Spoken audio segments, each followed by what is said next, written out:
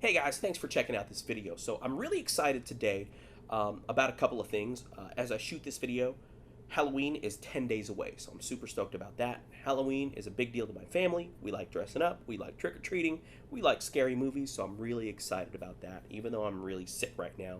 I have a cold. I've been fighting off this thing that my family had, and I finally lost the fight, and I have a cold right now. But even then, I'm still in a pretty good mood. The other reason that I'm excited is that today Donald Glover was announced to be playing the young Lando Calrissian in the Han Solo Star Wars movie. So I'm excited about that. I like his new show Atlanta.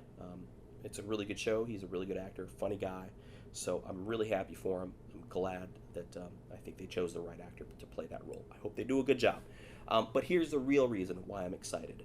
I am back in a rangefinder system. I haven't had a rangefinder in about 10 months. The last rangefinder I had, which I did a review of, the Minolta CLE, I will link that below. I sold it because I had grand plans to use that money to get a Leica M6. That never ended up happening. I used that money for something else. We took a couple of trips, so instead of getting the gear, I chose to opt for some experiences. So I don't regret that one bit, but I did miss my Minolta CLE because I have always preferred rangefinders over SLRs. In the last 10 months, I've been shooting, for the most part, a Nikon SLR, a Nikon FM2, which I will do a review of down the road, but there is something about that camera that the Nikon that really doesn't, I guess, fan the flames for me. It's an amazing machine. It's a great piece of equipment. The glass is beautiful. It takes beautiful pictures, but using it for some reason does not excite me. It's I view it 100% as a tool and not much else. Rangefinders, on the other hand, there's something about them, holding them and shooting them and using them and looking through the rangefinder viewfinder, that really excites me. So I'm really glad to be back into a rangefinder system. This particular Konica Hexar RF I've owned for one day. I only took it out of the box this morning, so I've really only been handling it for about 8 hours now. But this is just a quick preview of the camera. I'm going to do a full-blown review of the camera at a later date, so watch out for that. Subscribe if you will. But yeah, just a quick preview. It's automatic.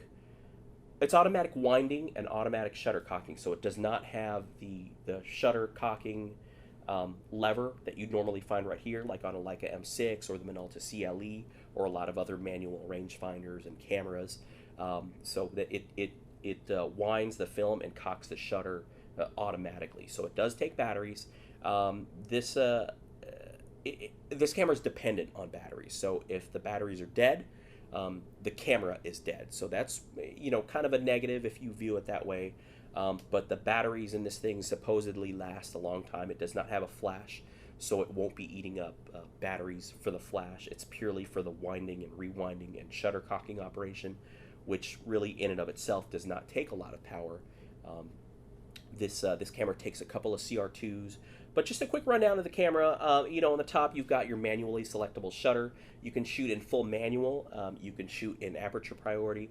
You also, if you're shooting in aperture priority mode, you have an exposure compensation dial. Of course, the focusing and the aperture is controlled on the lens. This one came with a Voigtlander 35mm f1.4. I love the 35mm focal length. It's perfect to me. 50mm has always felt a little too long for me. I've always been comfortable in like 28, 35. 40 is okay, a tad long for me, but 35 perfect for me, just wide enough and not too long, because I do like to get in a little closer when I take pictures. So 35 is perfect. Also, it's super thin. It's damn near a pancake. So it's super tiny. I love the form factor. On my Minolta CLE, I had the 40. Optically, it was great. I really liked it, and I'm really looking forward to finishing the roll in this thing and seeing how they turn out. It came with a roll of Fuji Acros. I don't know if that's how you pronounce it. Acros 100 loaded in, and it came with 3 extra rolls of that stuff. So thank you to the seller for including that in the sale of this Konica Hexar. I'm really excited to use it. So thanks for checking out this video, guys. Watch out for a full review of this camera down the line, and I'll see you guys again soon.